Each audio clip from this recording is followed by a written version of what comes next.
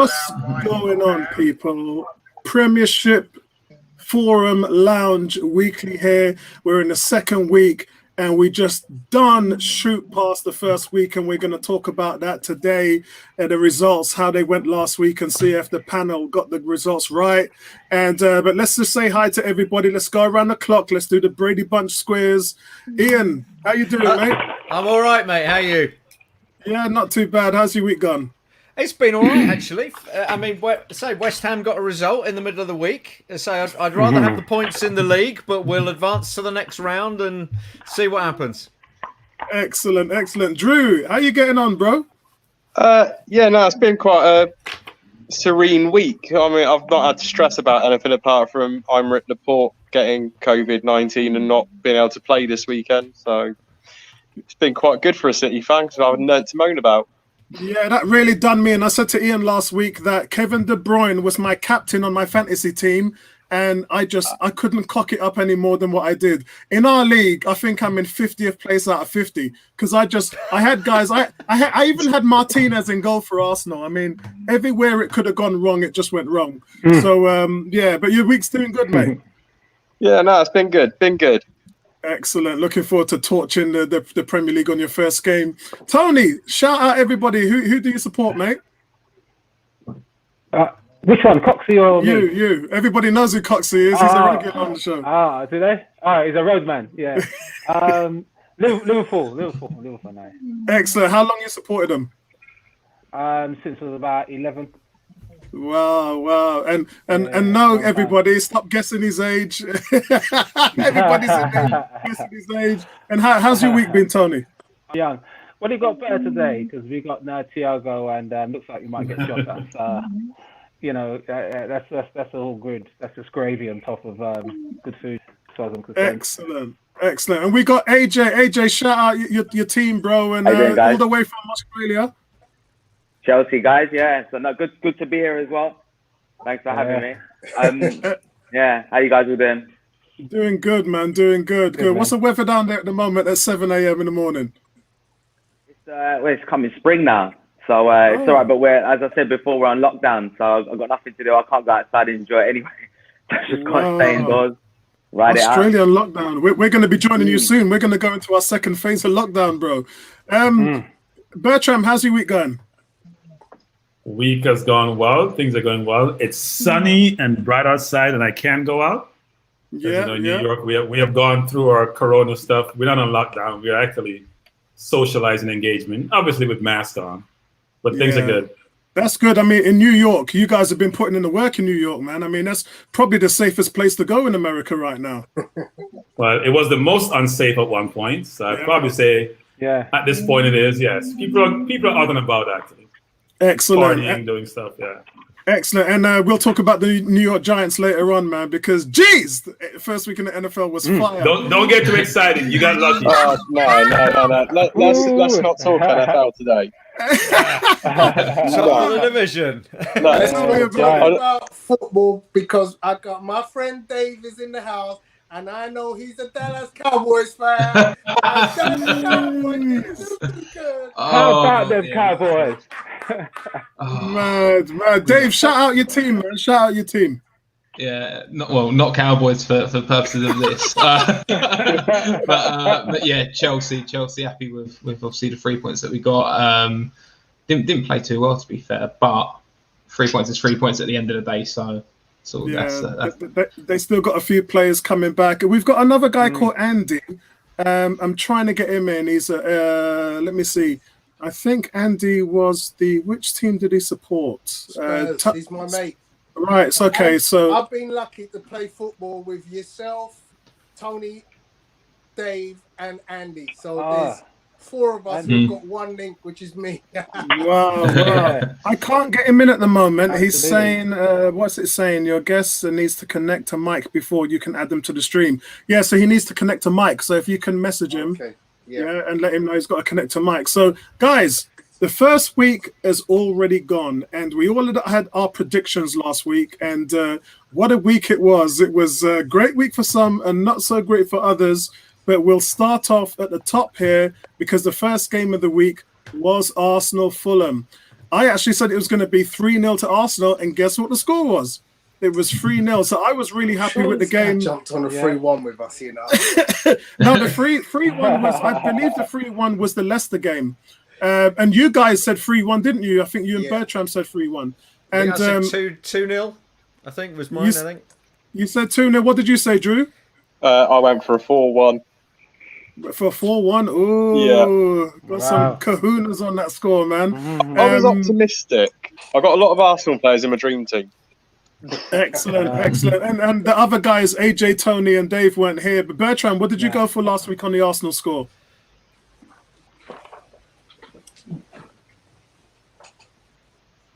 Sarah's on mute. 3-1. Okay, so it was close. I mean, we smoked them out. If Gabriel wasn't there, it probably would have been 3-2. Tony, what did you go for last week?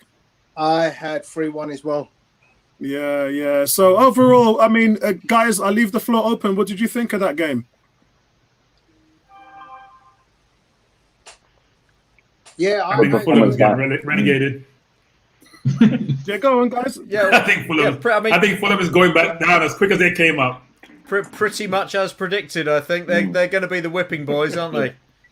Yeah. I'm not so sure. I think there's no, I'm not. I talk to Bertrand about this all the time. It's like, when we beat Liverpool twice, when we beat City, we went out there and we followed Arteta's game plan and we dominated teams and stopped them from playing.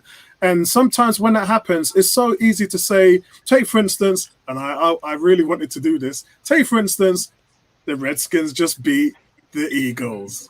Now, take for instance, everybody was saying the Eagles were the champions last season in that division, and that defense just absolutely brutalized their quarterback. So in essence, they stopped them from playing. So it's so easy to say, we never played well and we didn't do what we were supposed to do. But sometimes it's because the other team made you do that. And at some point, Arsenal's going to have to get the respect they deserve. They did it with Sheffield United. When they knocked Sheffield United out of the quarterfinals of the FA Cup last season, they went on after that and they were on the tear. They took down Chelsea, they took down Spurs, they were just absolutely melting the Premiership.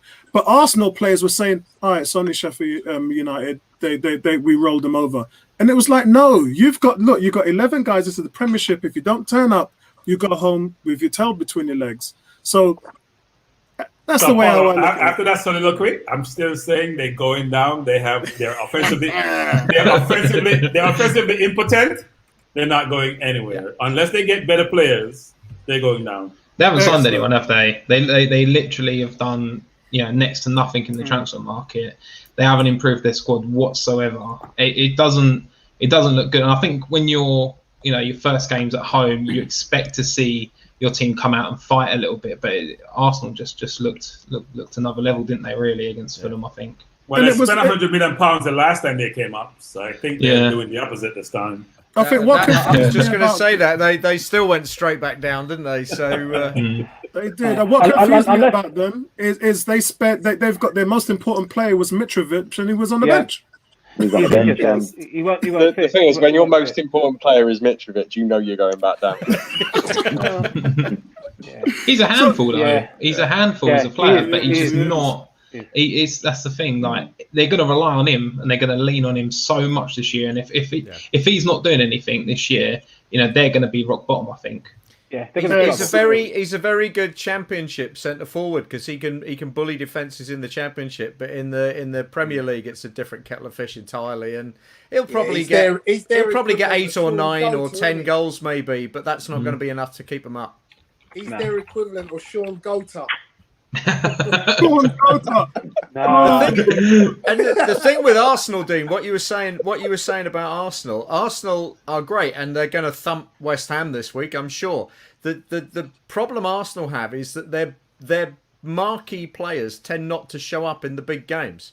Because Aubameyang's a bit of a flat track bully. When you look at his goal scoring record, he's fine against teams outside of the top 6.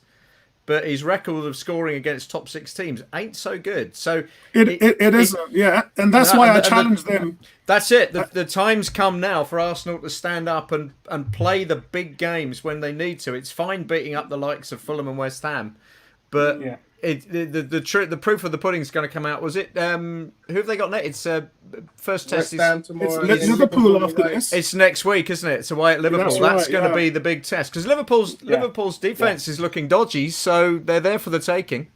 Yeah, and the thing is, but Liverpool has a core, right? If you look at the top teams, Man City, Liverpool, even Man U, not necessarily Chelsea, they have a core. Their midfielders are very good. So even though your defense may sometimes be dodgy, that middle can protect that defense. Yeah. We don't have that. Our core is average, frankly, between Xhaka and El Neni. And that's true. Whatever midfield we have. I think with Liverpool, with our, I think, especially the first game, we just came out a bit lackadaisical against Leeds. We thought, right, we'll just go and blow them away. And yeah, defensively over the last, I guess since the bubble and since the last 8 games at the end of the season, we kind of won the league and kind of lapsed a bit, and we still haven't really come out of that. I think this Saturday against Chelsea, we're going to have to come out of it, because if we don't, we're going to come up short. So yeah, I think we'll be all right defensively again. We just have to stop being lapsed now and concentrate again. But remember, Ian, Aubameyang dominated Man City in the semi-final of the FA Cup. Look what he did to Chelsea in the final. Cups are one thing, league is another. League's a different beast. So that's a good point. I can't wait to see how that works out. Guys, Crystal Palace, Southampton. Now, I got this completely wrong. I said 2-0 Southampton. Absolutely. Likewise. Southampton. Where they finished last season. Yeah, I don't know what happened to Southampton. Yeah. They came out what poor. happened to your boy Danny Ings, eh? Yeah, Danny Ings just got battered in that game. What did you say, Ian? Ian, what was your prediction? I think I was 2-0 as well. I saw it. I saw it exactly the same as you did. I figured the Southampton of the end of last season were going to come out all guns blazing, and they've just come out like a damp squib, haven't they? These first couple of games. So I can see them making.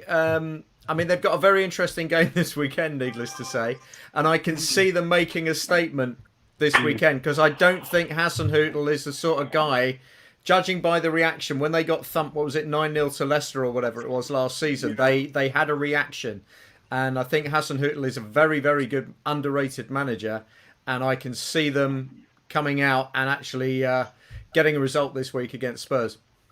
Drew? I went 2-0 as well. Damn, we all went the other way, and they surprised. I know AJ and Tony and Dave didn't do their predictions last week. Bertrand, what did you think of this one? I forgot all my predictions apart from the Arsenal score. I'm trying to look for my prediction. I'm trying to look for my prediction. I can't find. I had to rewatch the stream at the end to get my results. I'm going to write them down now. I've actually written them down already. I think you capture all of them because my memory's atrocious. So, Tony, what did you think of this one? Did you get that right? Not at all, mate. I had Southampton winning this comfortably. I really did, even though it was at Palace. But yeah, I was shocked. AJ, what's your views on that game? Surprise score to you or Palace at home? Yeah, definitely. I think Zaha. I don't think he's got his move, did he? So I think he's got a point to prove as well. So I think definitely he's coming out all guns blazing this season. I think he's got a point to prove. Yeah. So, but I was surprised. I mean, the way.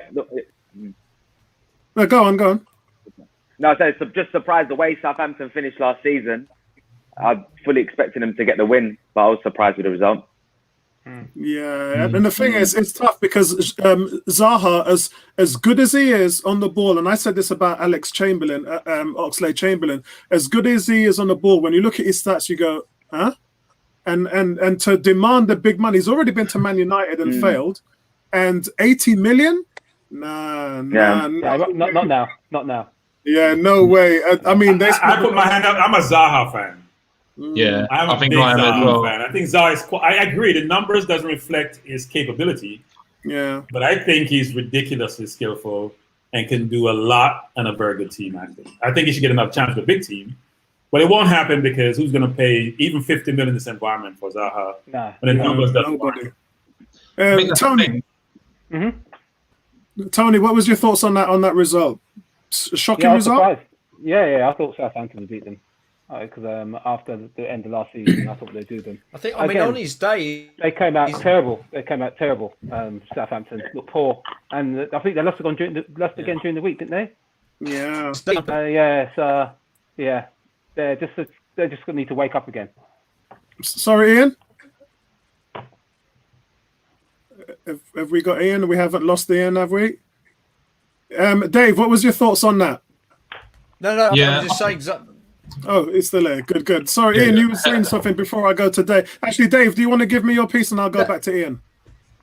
Yeah, can do. Yeah, I think from a Palace perspective, it's like on the Zaha thing. I'm a Zaha fan, and I think he hasn't really got much to work with at Palace. When you actually look at the team that they've got and their starting 11, it's not the greatest. So a lot of teams will just double him a lot of the time, and they know he's a danger man. So if you can mark him out of a game, Palace really have next to nothing. But on the other side of things, when you look at what Southampton are doing, I think I'm starting to wonder whether they could go into a slight decline like they did last season. You've got to remember, Hasenhüttl was almost going to get sacked. Let's be honest. After that kind of calamity with Leicester, and then next thing you know, they kind of like a phoenix. They kind of rose from the ashes. Really, I wonder if they're going to do that again and just get to a point where they're potentially, in that relegation zone at the start of the season. So hopefully it's not a trend for him, but we'll see.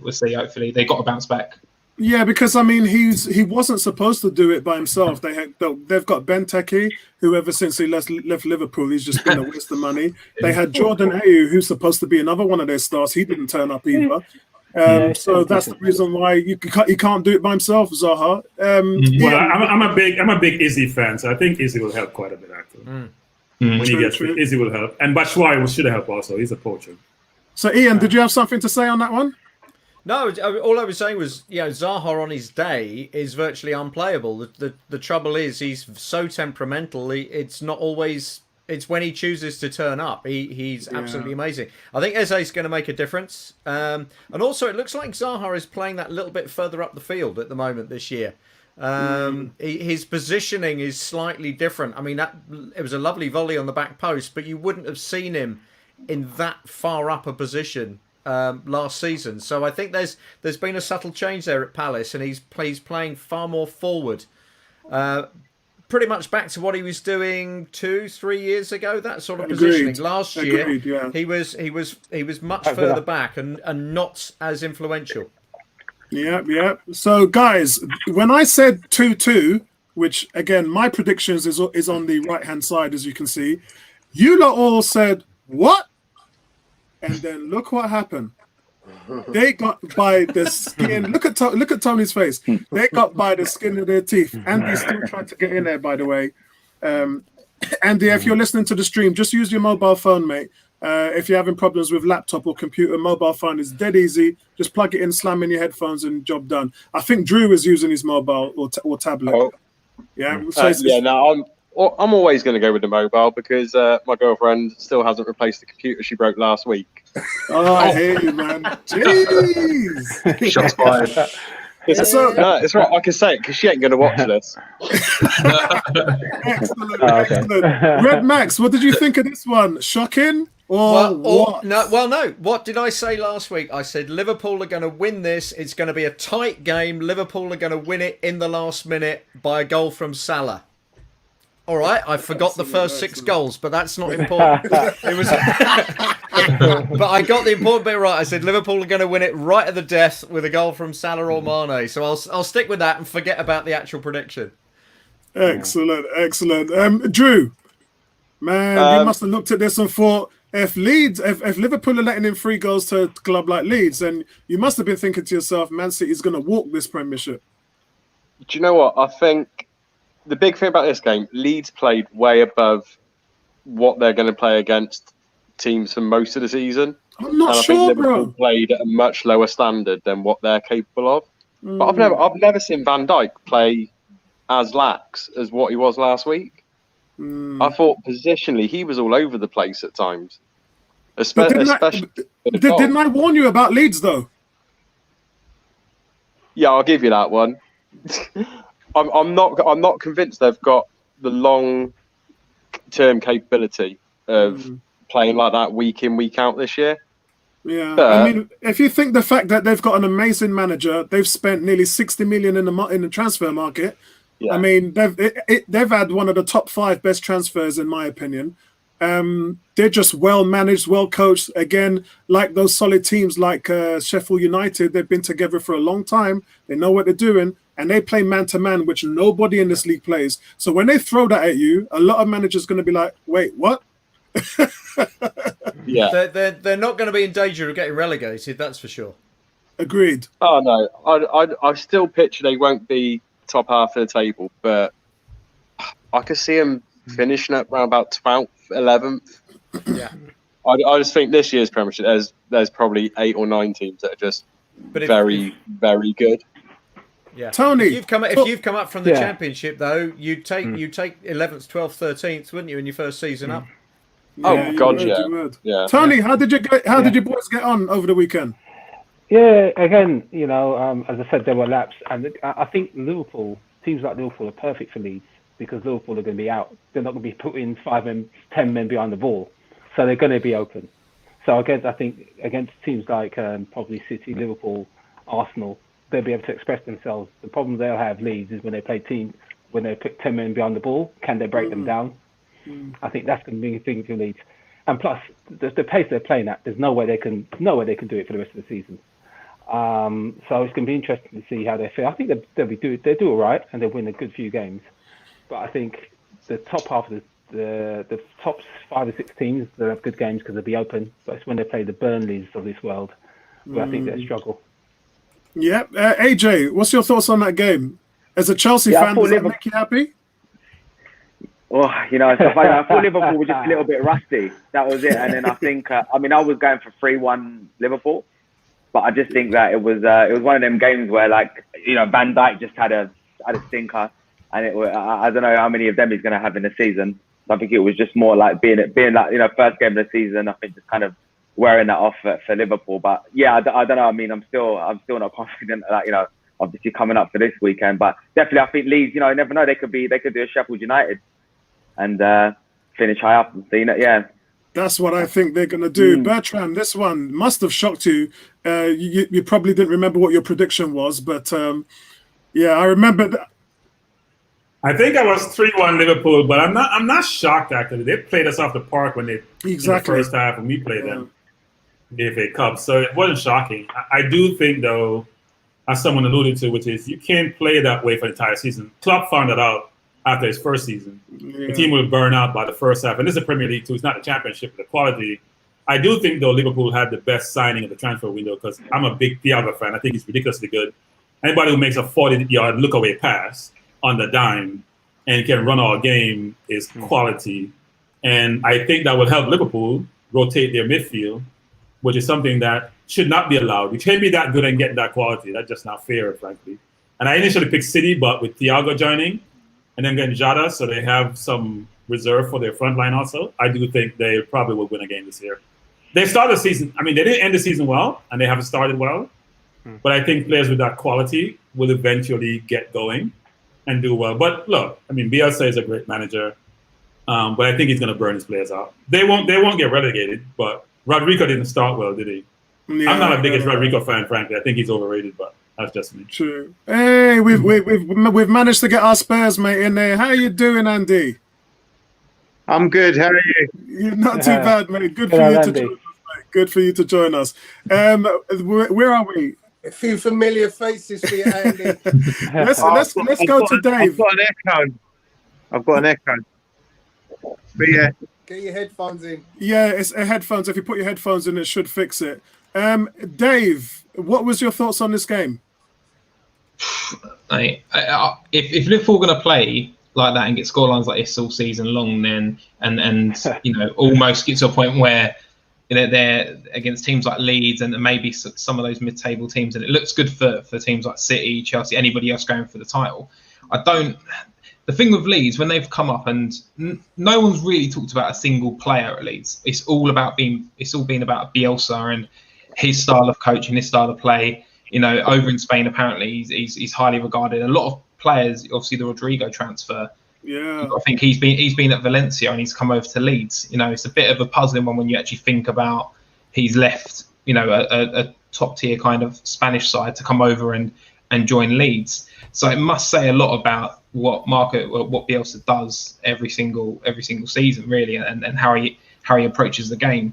But I think Leeds are going to be quite comfortable. I think they're going to get a mid-table finish. They look good, and yeah, I can't see them, really, being in a relegation scrap. But Liverpool, on the other hand, listen, if Leeds can try, if they can get some draws out there, maybe some losses now to mid-table teams, it opens it up wide up, doesn't it, for the title race? So I'm hoping that they do. I hope. Listen, I'm praying that they come out all cocky, like we've won the title for the first, for the first time. We've won the Prem title. I'm hoping. Stop it. Listen, this is all I'm saying. I'm hoping Van Dijk goes into a shell now. That's all I'm saying. Yeah, I mean, Liverpool walked the league. They won it by 18 points. But what we have to remember is Leeds dominated the championship. It wasn't even close.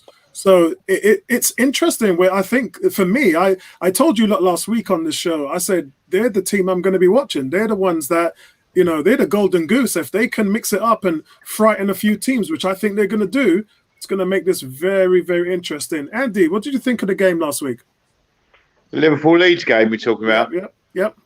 It was a fantastic game. It was one of the most entertaining games I've seen for quite a long time. I love Bielsa's style of play. Obviously, one of my heroes, Pochettino, was a big fan of Bielsa, and Bielsa was his mentor. But yeah, I mean, they gave Liverpool a real fright. They could easily have won that game, but Liverpool's know-how probably just got them over the line, and that ridiculous challenge from Rodrigo in the penalty area was, I mean, that's just a nonsense challenge for a professional to make. But agreed. Where it goes.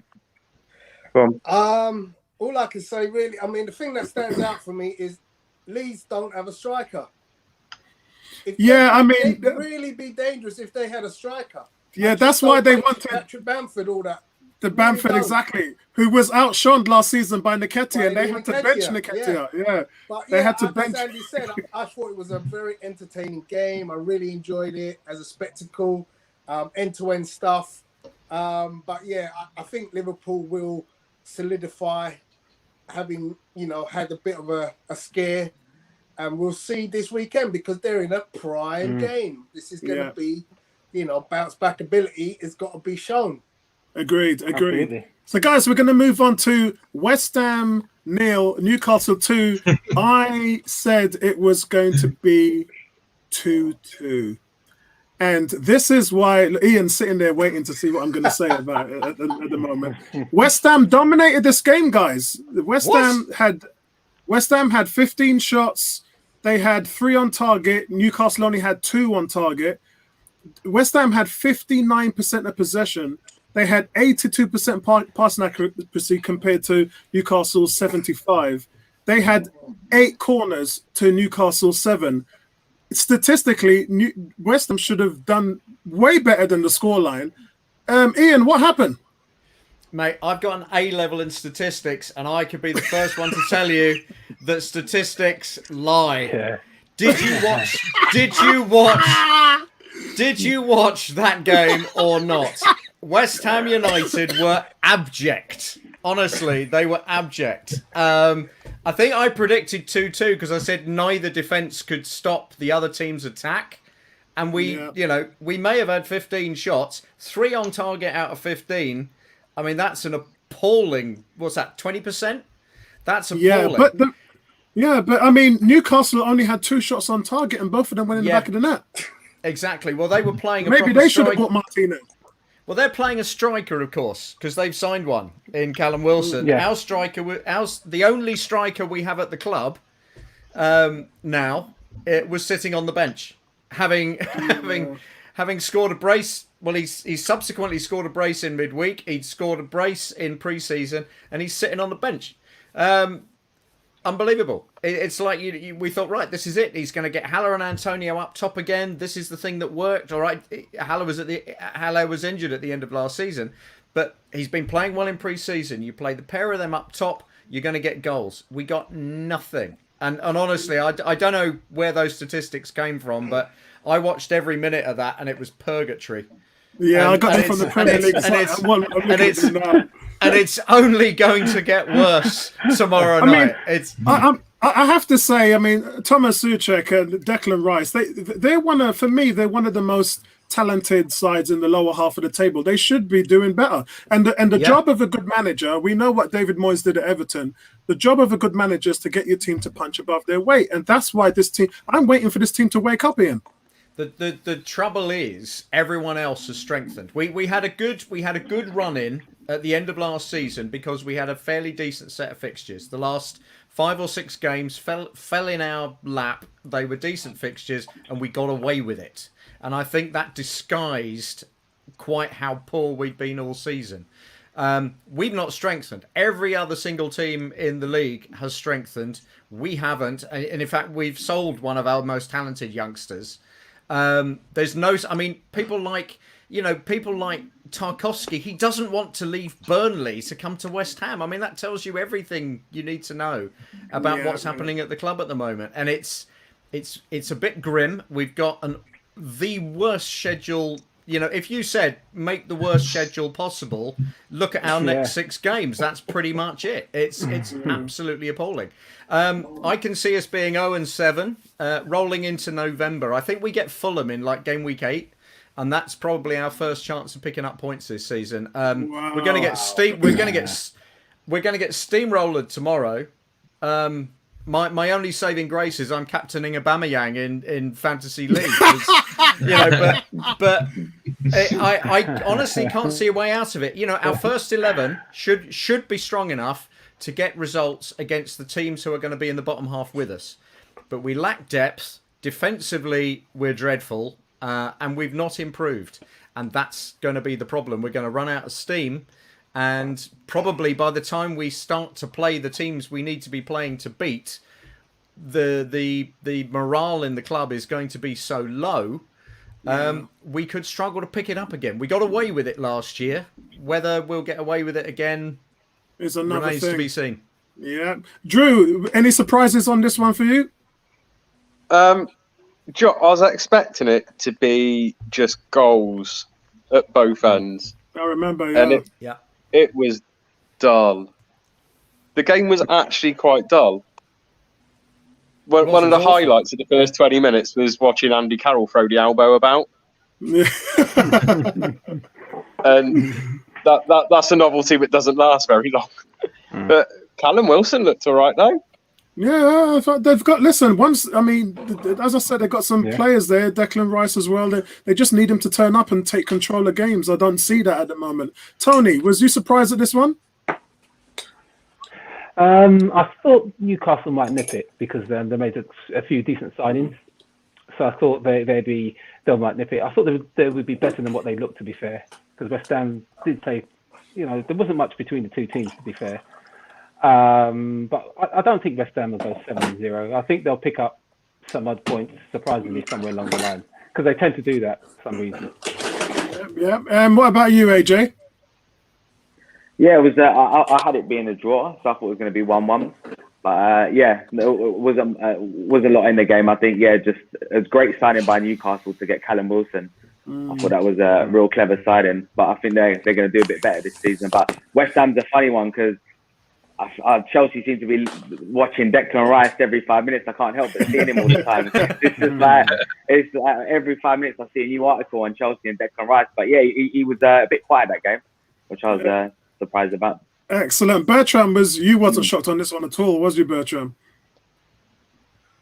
No, I think Newcastle with St. Maximum, Almiron, they have a good forward line. And they played decent. They need to strengthen their defense, but they have a decent team. West Ham probably overspent the previous year. When you buy people like Anderson and all those players, you spend all your money, and then you don't have anything for a rainy day. It becomes challenging. Or for contingency. There's no contingency planning, and they're paying for it. They're a London team, so look, I'm not sure what they're going to do going forward. I'm not a big Moyes fan. When you choose Fellaini over Thiago Alcantara, then something's wrong with you. I hear that. I just don't. I don't understand that. What about you, Andy? Shock result for you, or just about what you thought? No, I think West Ham have got real problems this year unless they find some money from somewhere and Gold and Sullivan stick their hands in their pockets. I think they've got a real problem on their hands. Because I mean that the laughter tells you everything you need to know that's not going to happen. But I think they've got real problems there this year. I mean, obviously, being a Spurs fan, I'm obviously gutted that West Ham are struggling, obviously. But I think they've got to sort something out there. There seems to be something wrong in their club at the moment, and it's something that we've seen before at Spurs. It's happened with us before, and when you just sense that there's something wrong inside the club, and you get that feeling with West Ham at the moment. I mean, actually, deep down, I've got a bit of a soft spot for West Ham, which is very rare for a Spurs fan. But yeah, I just think that they are in need of at least, I think, 4 players to give themselves a chance to. I think they're in for a relegation battle this season, without a shadow of a doubt, unless something major changes. And so, and I think Newcastle have bought well. I think if Newcastle were to buy 1 or 2 more players, they could be pushing top half of the table. I think that they've bought sensibly, and I think Bruce will have them safe this year. So that's not a surprise to me. There's the laughter, Rob Holding. Dave. Bruce is the weak link. Yeah, he is. I totally agree. Dave, what did you think of this one? Shocker or nah? I think it all obviously it comes from the top down, doesn't it, with West Ham? And I think that's obviously with the Dean Garner transfer. I think that kind of set the tone for the season, for West Ham. So was I shocked? Yeah, because I didn't think Wilson would transition as quickly to Newcastle from his Bournemouth form, which was obviously last season wasn't the greatest. So in all fairness, I probably had Newcastle, nipping this one 1-0 maybe, but I mean it's a sorry sight for West Ham. I feel for everyone who's a West Ham fan at the moment. What's going on at the club? So, but I'm not too sorry because I'm Chelsea at the end of the day. So it is what it is. Tony, was you shocked with this one? No, not at all, mate. West Ham are going to be struggling to keep up this year. Really are. Even at this early stage in the season, I foresee them in a relegation battle already. So this, guys, was the biggest shocker last season. Leicester was in 3rd place for a long majority of the season, and we were all waiting for their bubble to burst. And when it burst, it capitulated. And I said this was going to be 3-1 Leicester City, as you can see there, my score predictions on the right side. And they just walked them. They just obliterated them. Shocker this one for you, Ian? What did you go for? No, I think I agreed with you on the 3-1 scoreline, so it was pretty much as predicted. I think West Brom gave a pretty good account of themselves the first 20, 25 minutes. And then Leicester just put their foot on the accelerator and just ran away with it in the end. I mean, obviously, a couple of penalties doesn't do any harm, does it? But I think they were both legit. And yeah, very much as predicted. Yeah, what about you, Drew? I think I went 3-1. No, I didn't. I went 3-0. But I thought Leicester looked decent, solid. I'll be honest, West Brom actually played better than what I thought they would in phases of that game. There were certain parts of the game where I thought West Brom looked a lot better than what we gave them credit for, because we were talking they were going down bottom of the table.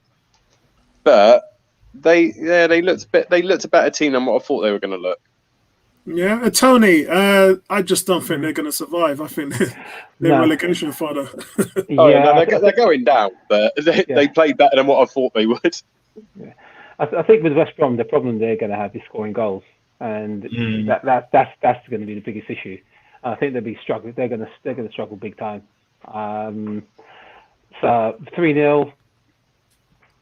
It doesn't surprise me. Even if you said 5-0, it wouldn't surprise me, to be fair. Yeah, true. Because if Leicester on decent form with Vardy and those guys, they can take them apart. So no, it's no real surprise to me, to be fair. Yeah, AJ, Mateus Pereira, they're going to need more from him, aren't they, if they're going to need to survive? Yeah, I mean, I think the performance from Leicester was. I think it was no surprises. I mean, getting Vardy, he still comes up with the goods. He's still doing it for them as well. I think with West Brom, I feel like they'll be the same as Fulham. It's going to be like, I've got a feeling they're going to be going straight back down. But they just signed Conor Gallagher from Chelsea on loan, so hopefully he brings a bit of quality to them. But I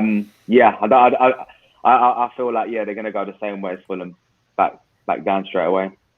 Excellent. We've got 30 people watching live on YouTube. Guys, hit that like button. It doesn't cost you a penny, but what it does is it throws the recommended video out so all footballers can enjoy it. Bertram, was this one a shock for you? No, it wasn't a shock. I see you mentioned that Leicester collapsed last year, but they had lost 3 of their 4 defenders, both right and left back and one their centre half. So when that happens to any team, you're going to struggle. That's why they sort of collapsed after the restart. But no, I mean, they have a good team. They'll do well. I think the top 9, I think this will be the best Premier League season ever, frankly. Agreed. The top 8 has ridiculous forward lines. If you go from Liverpool, Chelsea, Tottenham, even Tottenham now getting Bale. He's going to have a good forward line. Man U, Wolves, us. I mean, there's like 8 or 9 teams with very good forward line. The question is about their core. Because the only great core I see is like Liverpool, Man City, and maybe even Everton. So that's going to be interesting. But no, Leicester's a good team. They have a good, between Maddison and some of the other players, they have a very good all-around team, actually. So they should do well this season. Yeah, Andy, Bale's coming up soon, man. Andy, any shocks here for you? I don't think it's a great surprise that Leicester beat West Brom. Oh, hello? You still there? Yeah, I don't think we can hear you. Surprise. I thought there's a stupid challenge from the West Brom defender that gave away the first penalty because I just think at the moment he's in front of you, you let him go because the only result there was a pen if he made a challenge, and so I think it was a stupid challenge, naive challenge, and of course once Leicester got in front, that was always going to be a problem for West Brom. Up until that point, I don't think either side was really looking that great, but I think once Leicester got in front, that was it. That West Brom didn't have any answers at that point. Yeah. But I think West Brom will be in a relegation battle, I'm sure. Yeah, Dave, the biggest problem is they've done nothing in the market, Leicester City, and their biggest problem was their squad rotation. They just didn't have it last season, and that's going to be their Achilles heel this season. But what was your thoughts on this game? I think in terms of West Brom, it's almost like a broken record sometimes with teams that come up. They don't really, if they haven't got a striker, it's going to put the ball in the net. It's always going to cause problems, and I think they're gonna get relegated if I have to be honest. But just to answer your question on Leicester, I think one of the problems and why the wheels come off towards the end of the season is that they got injuries, they got bans. And Ndidi was out for a little bit of time, wasn't he? Yeah. As well, and this is the thing: if they're not going to strengthen in key areas, then who knows? It could hinder their chances to start fighting for that top four again. But I don't think there's any surprises, to be honest with you, with this comfortable 2-3-0s. Box standard. Yeah. Tony, what happens if Vardy gets injured? Say that again, Andy. They're saying that Leicester might be getting Cengiz on there from Roma. The Turkish guy. Oh yes. Yeah. Saying under. He's a good player. I think they're looking at getting him. Yeah. So, Tony, listen, in relation to your question, Apollo, if Leicester lose Vardy, it will be a big blow to them. It will be a big blow. But they're still a good team. That's what you've got to realise is that I don't think Leicester are by any way a one-man band. They got lucky, two penalties in the same game. I still expect them to be challenging up near the top because I think they've just got good quality all round. I think their key man to me is Wilfred Ndidi, as Dave alluded to. When he was out last season, they struggled in the middle. Yeah, they just capitulated. So, guys, we're going to move on to Spurs Everton. What the hell happened here? I'm actually going to let. Shall I let Andy go first on this one? Yeah, Andy, tell us what happened here. I went for a 1-1 draw. This wouldn't happen with Gareth Bale in the team, would it? I think everyone's got to calm down a little bit about the Bale thing. I think Bale's going to take probably a good month to 6 weeks to find a level of fitness that he's going to need to play in the Premier League. He's not played much football in recent times, but it's an exciting signing. I think when Bale, if he can stay injury free, and that is a big if with his record, but if he can, that's an exciting signing for us. But I mean, last week it was absolutely dreadful. The first half was average, but the second half we were absolutely dreadful. I thought Dele Alli got singled out a bit, made a bit of a scapegoat, but Mourinho likes doing that. He kind of creates a story to sort of take attention away from how bad the performance really was. He's got it in for Dele Alli, hasn't he?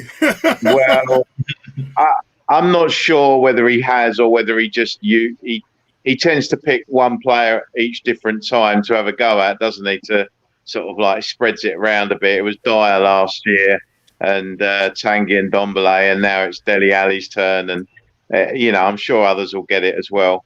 But I don't think they just weren't. They didn't look fit enough.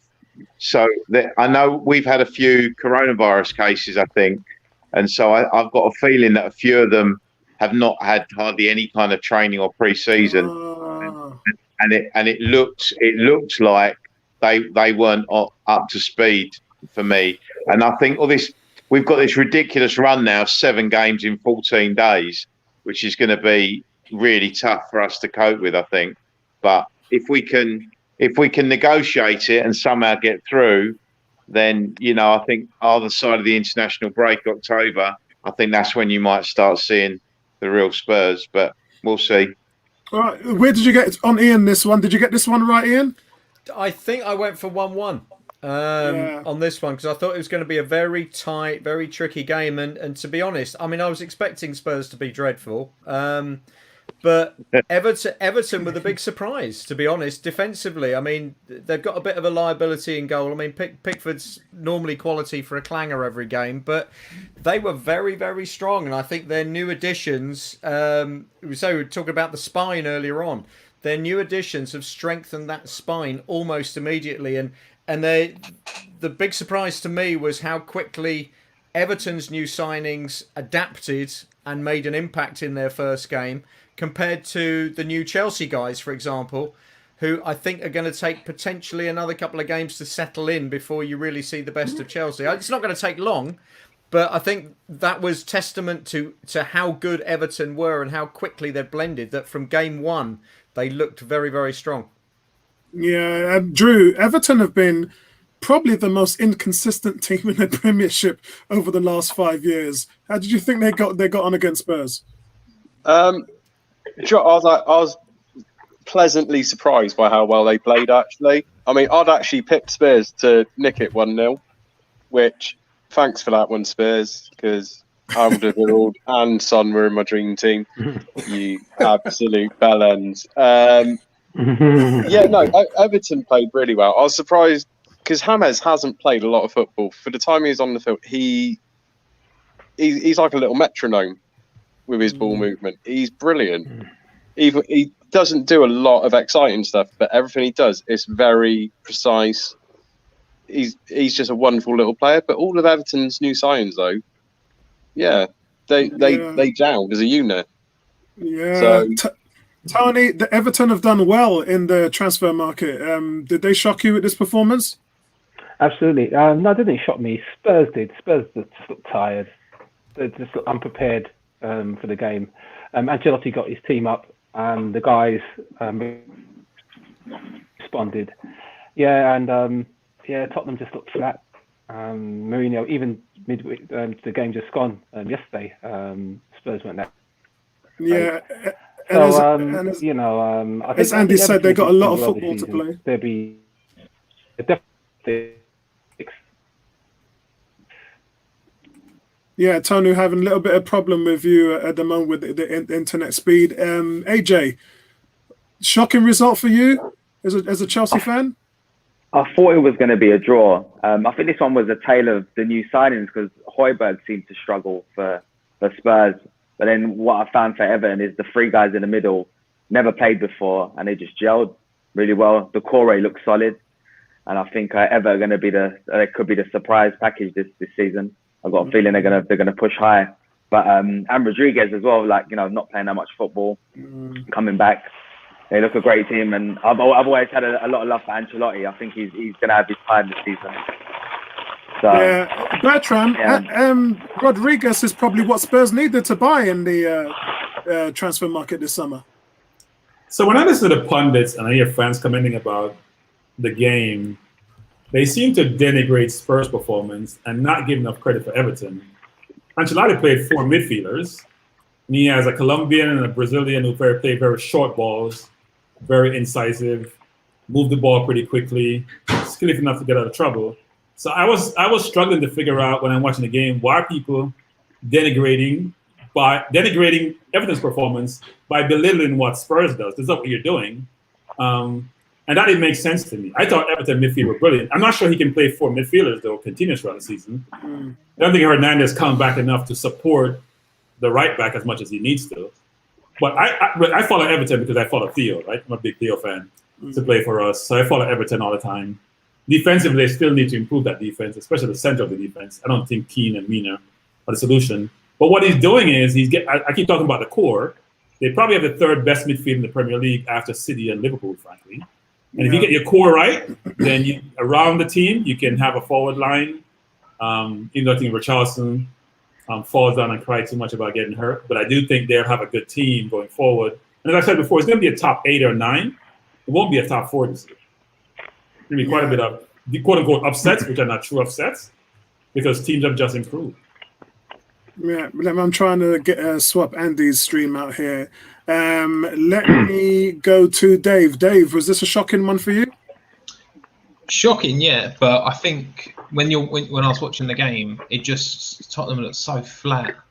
It just looked so flat. There wasn't any zip about their play whatsoever. And I think when I was, watching Everton and their, 1-2 touch stuff in there, it's looking promising. Obviously, I'm not gonna how Everton too much at the moment because I think they need to do this over a consistent time period. But I think one of the players that hasn't been named is Calvert-Lewin. If he can start bagging goals and getting towards that top end of maybe 16 to 20 goals this season, they could be in with a top 6, top 5 shout. Who knows? I mean, Ancelotti can get teams playing. We know he can. So yeah. He got 14 goals last season.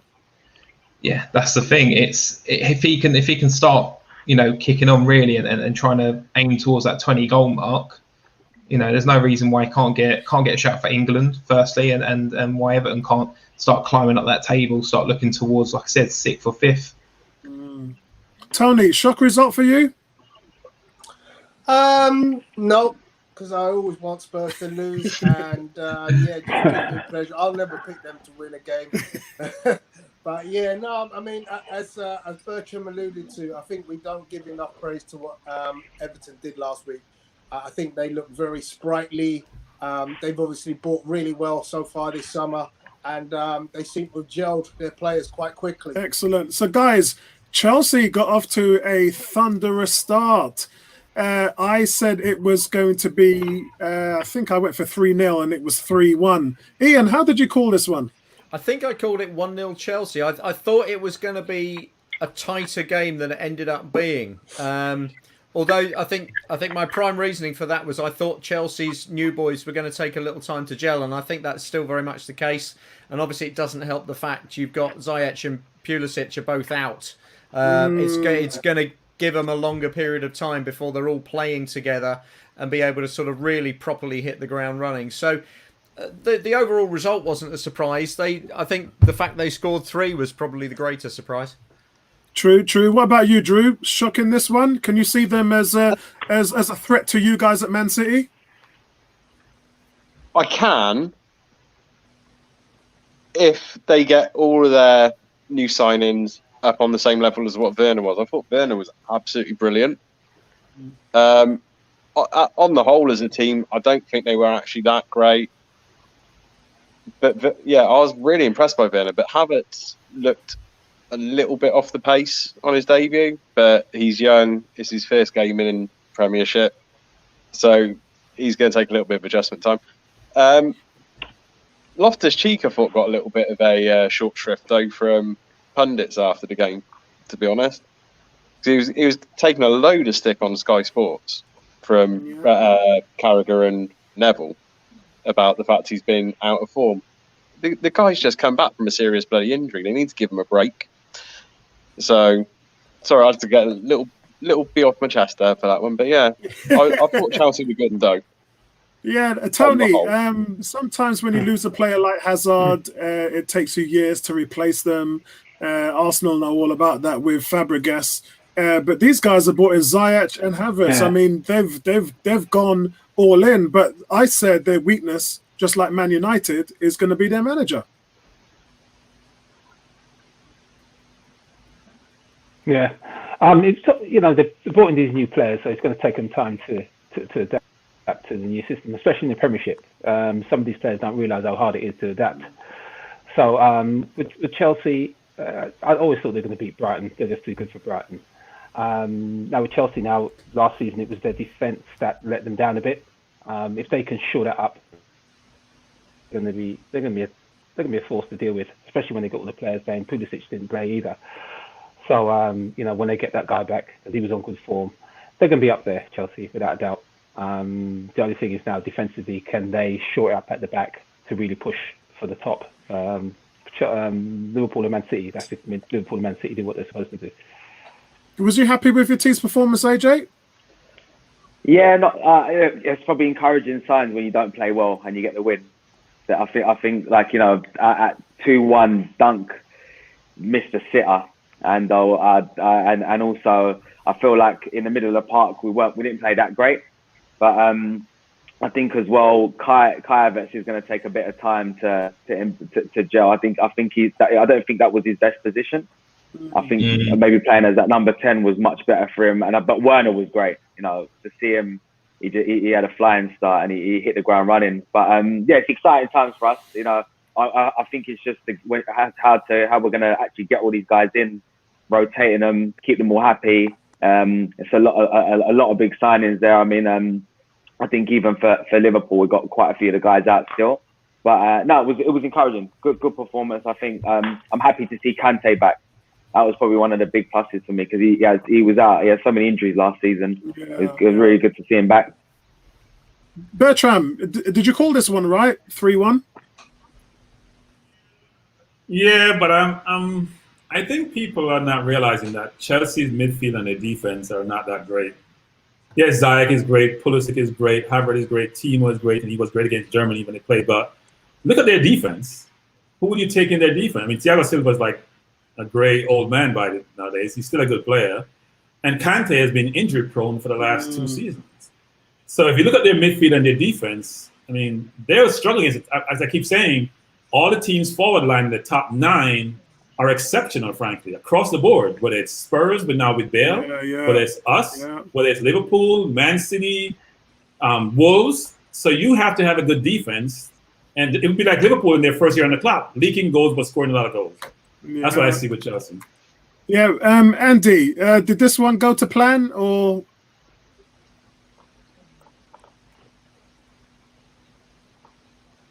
I think you're on mute, Andy. Hold on a second. Yeah, I think you're on mute. All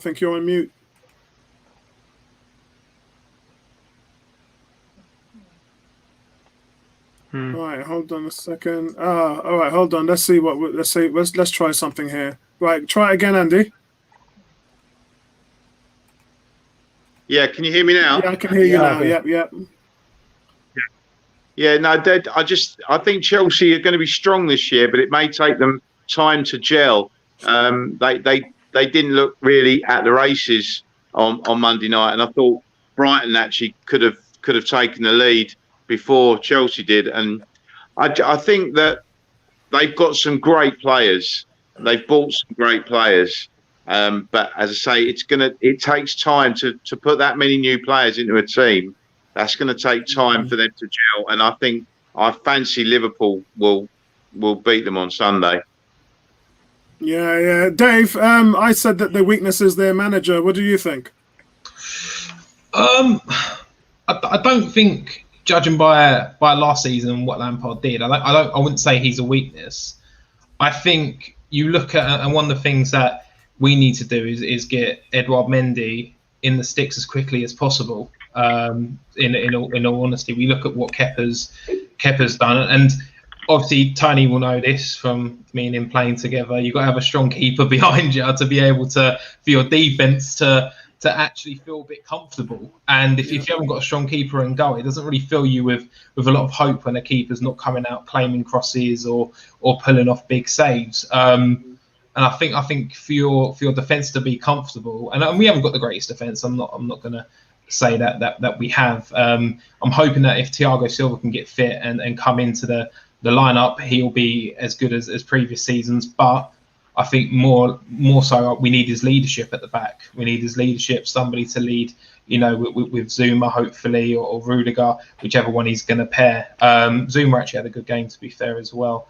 In terms of what Frank Lampard's side will do, we know we're going to create chances. We've done it all last season. It's just, Abraham and Giroud are quite hit and miss in terms of putting the ball in the back of the net. Werner looks sharp. He looks like he can put, he looks like if you do give him an opportunity, he's going to do that for us. So, I think the pieces will come together, but it's just how quickly can we get those pieces to get together. And listen, I'm pleased with the result, with the performance. Listen, Brighton put us, they definitely gave us a game, but I feel like when the goals went in, it kind of killed the game. It killed the momentum, especially obviously Reece James and the third goal as well. So.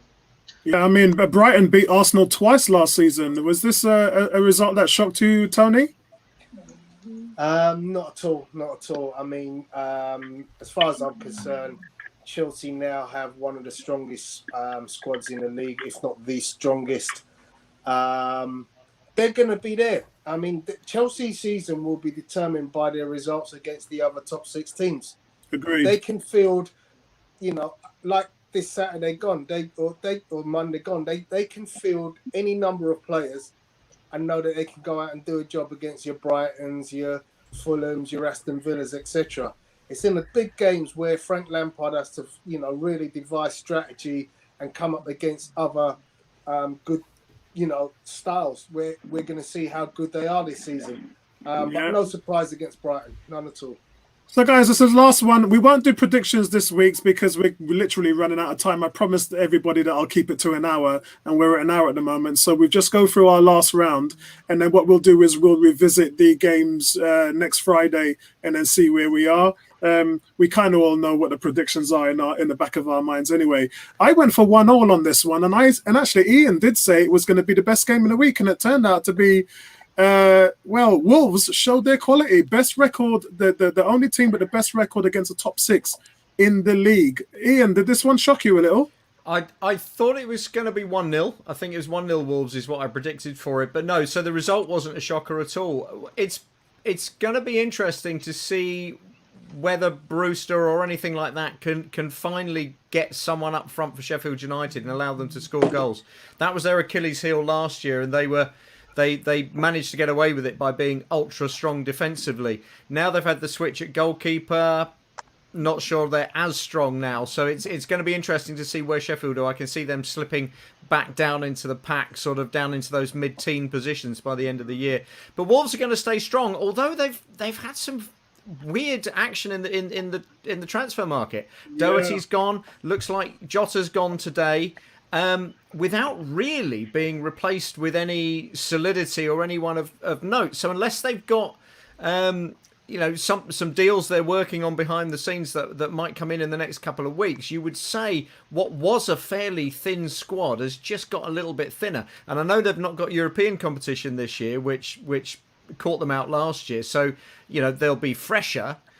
But they're still not the biggest squad in the league, and I don't think they can necessarily afford to lose the quality of players they're losing without replacing them. Yeah, I totally agree. I mean, Drew, this team was literally out-coaching teams last year. Even some of the big teams, they were just out-coaching them.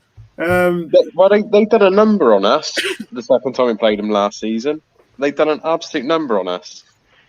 But so first 45 minutes against Sheffield United the other day, yeah, they were actually brilliant going forward. In particular, I thought Jimenez was great. They just were clicking going forward. Second 45 minutes, though, Sheffield United started to ping them back and turn them the other way and run at them. Yeah. And do you know what? First 45 minutes, I was a little bit worried about this weekend. I thought they might do something against City. But, yeah, if they play like they did in the second half, I think City are going to destroy them this weekend. But Sheffield United looked good, though, for 45 minutes, and Wolves looked good for 45 minutes. It was a complete... It was the literal game of two halves.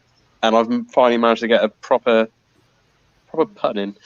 So, yeah, because someone just said that you sound like an ITV commentator. Yeah. Tony, did this one shock you? Great game, though, really. I'm not shocked that with Wolves won, and you know it's like 2-0 at halftime is one of those scores where you don't know whether to carry on pushing or to stay back. So sometimes 2-0 is a bit of a funny one. I think Sheffield United will get found out this season. They'll definitely be in the bottom half. They'll definitely be in the bottom half this season. Oh, so he says I met the guy before. I don't know if they've made any major signing. So Ian, he was talking about you. He was saying he was saying you sound like an ITV commentator. He was talking about you.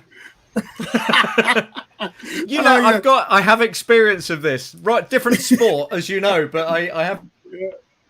Me and Ian go back to the late 80s. Guilty as we go back a long way. Old Redskins fans. We are old Redskins buddies. We do. But I have done commentary in UK ice hockey, but not in footy. Wow. Yeah. I've known Ian for a long time. AJ, shock of this one. Wolves. The actual team has been a target. Their players have been a target of many top teams. Shocker for you this one.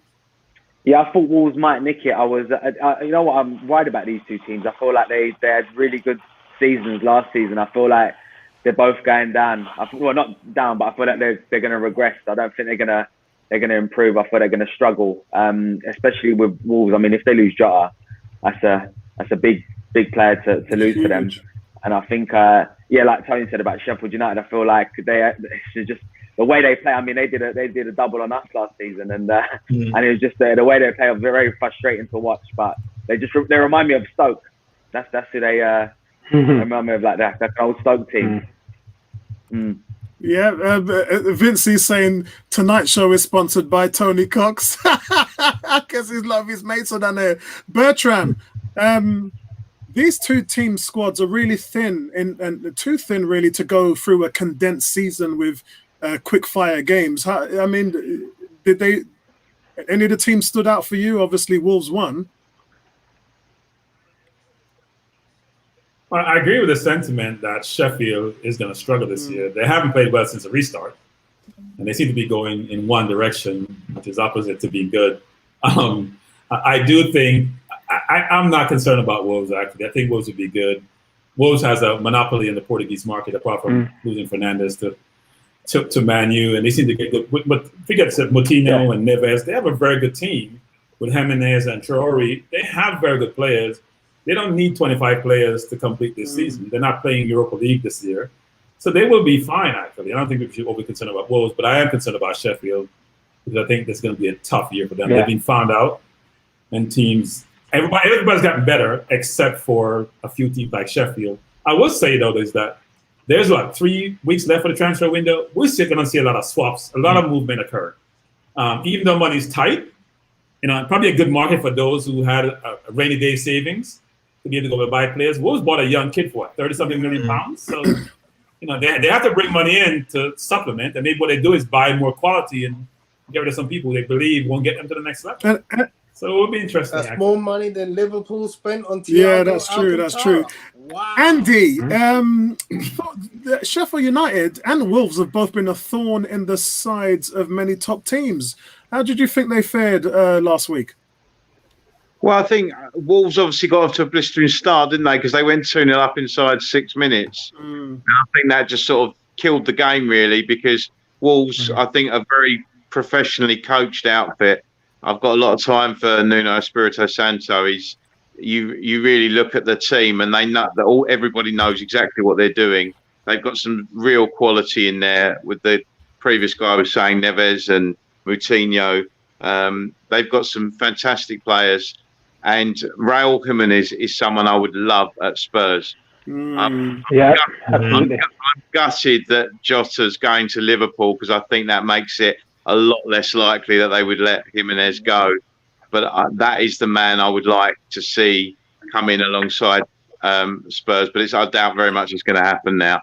But Jimenez is a fantastic player.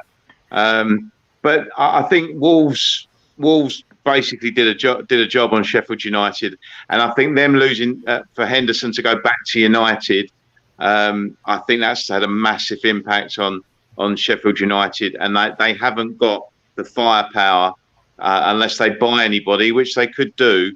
But if they don't buy anyone up front, they're going to have real problems, I think, this season. So I agree with a couple of the other lads and what they've said.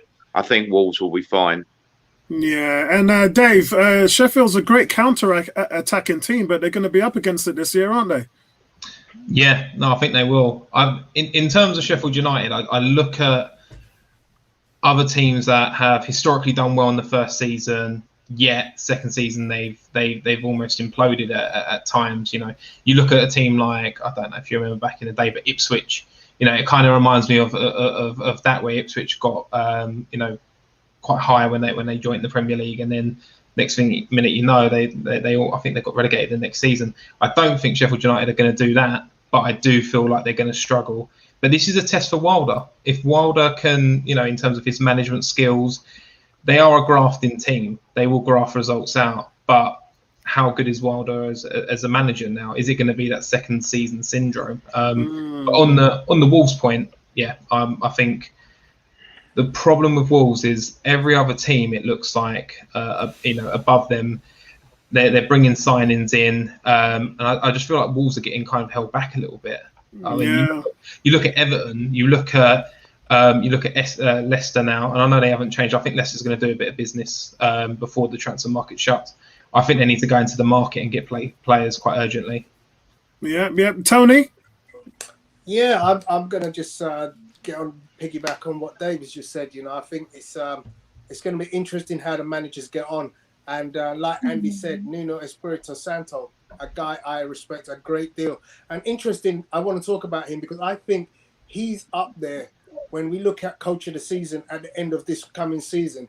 He's going to be one of the contenders, I reckon. He definitely was up there for last season. Yeah, I totally agree. So, guys, that's it from us this week, and we'll try and condense the show down for you as much as we can moving forward. So, I normally like to open shows with introductions. Next week, we're just going to go straight into it and try and keep it to under an hour. But that's it from us, guys, this week. Cool. Anybody got any closing statements to make? Thank you, all the guys. Come on, you Reds. After I give them a late shout out. Come on, Jazz. Yeah, and guys, you're always welcome to come back in there and talk about your team. That's what it is. It's a fan forum, and we're just here. We love our teams, and we're all giving our 2 cents about the results and how they're getting on. And I'm going to try and keep it going for as long as I can all season. So you're all welcomed at 101 over here. Yeah. Tonight is Liverpool. Tonight is the only night that Arsenal gets off on YouTube. Tomorrow, guys. By the way, tomorrow we're doing a live watch along with the Arsenal West Ham game. And so we're going to be here with the gang. Ian, you're actually welcome to come on if you want. Right. You know what? I think I'll give that a miss. If you don't mind, I think I'll give it a miss.